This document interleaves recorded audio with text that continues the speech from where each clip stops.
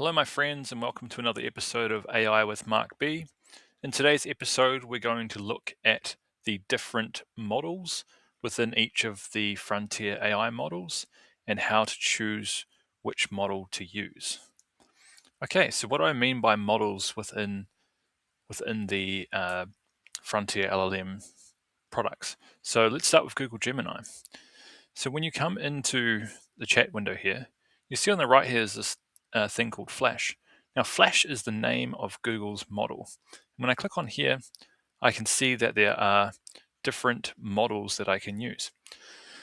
So what is a model? Basically, think of it like a different product. So Google has released a number of different large language models, and the M is for model, and each of them are kind of like different apps. So while they're all chat-based LLMs, they are different products here, different stuff in the back end, different levels of training, different levels of inference, and worked on sometimes even by separate teams.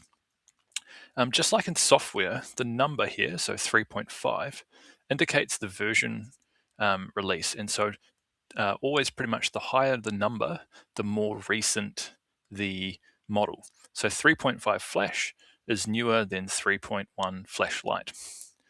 Now then within the models, there are typically across all the frontier LLMs two model categories. The first being fast answers, good for sort of everyday tasks.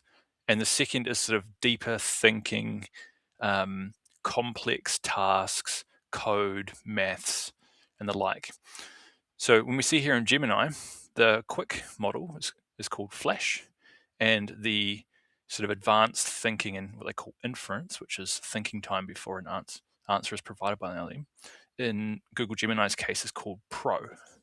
If we come over to Claude, we see the same sort of thing. So over here, I can click Sonnet, and we can see here first that there are different models. So Anthropic named theirs Haiku, which was followed by Sonnet, followed by Opus, and hopefully soon to be rolled out Fable. And you can see here the numbers increase in size. So Fable 5 being the most recent model from Anthropic. Again, within the model, you have levels of effort and levels of thinking. So where Gemini had Flash, which didn't have thinking, and then sort of Pro, which has longer thinking. Here you kind of have a different split. So you have more recent models mean better answers overall, but you can also add the amount of effort. And I kind of think of this like how much effort would you put into thinking about the question. So if it's an easy thing like can I, what's a recipe for cooking rice, then that's probably can be a low effort kind of task. But if I said, go out to the web, analyze 50 different resources to answer a question, then pull it all together into an executive summary, and just make this task more and more complex, I want to put even more effort into it. And then there's also this thinking button here that you can switch on and off. Now, the downside, so the pro or the positive side of increasing effort and thinking is obviously you get better, more thought through answers, and essentially Claude in this case has tried harder to answer your question. The downside, and it points it out here, is that it takes longer. So the actual time you have to wait on a stopwatch before you get your result is longer. That can be 2 or 3 minutes sometimes before you actually get an answer. And it's going to use your usage limits faster because it actually spends more time thinking, which means it's running for longer, which means you use up your usage faster.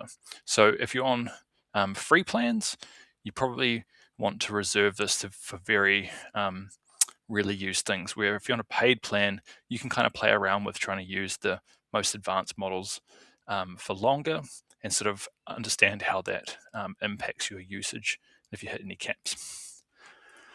ChatGPT, they actually only give you their quick version on the free base plan, so there's nowhere here to change the model.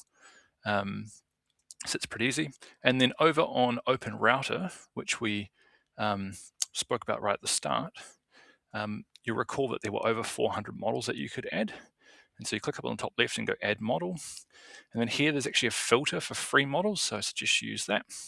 And then you can see that there is sort of 40 or so, 47 models that are free.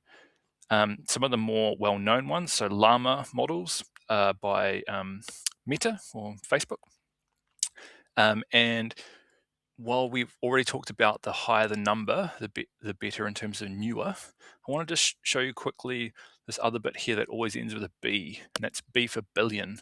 So 70 billion parameters is basically how many bits of information the model has sort of inside the model that allows it to make connections between words. So it's quite complex, and it's probably a topic for another time.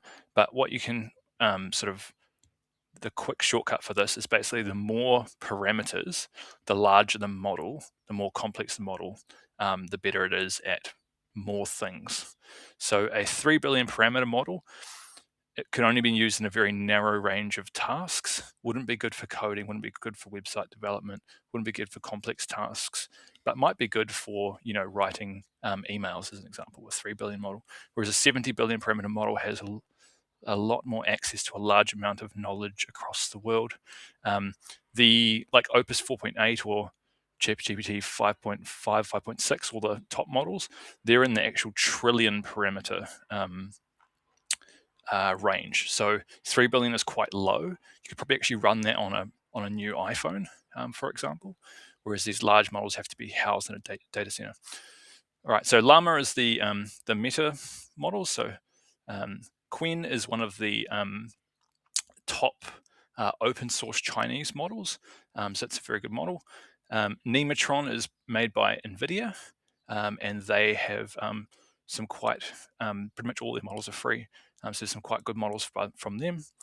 And then we have probably the other ones of note. So Gemma is a Google Gemini sub-model. So there's some free models there from Google. And you get a description here of what the model is good for, so it's worth reading. And that's probably the only ones that I'd recommend. So Gemma, Nematron, there's one there from Grok, from Elon Musk's xAI company, and Qwen and Llama. Great, so that's a little bit for today in terms of model selection. See you next time.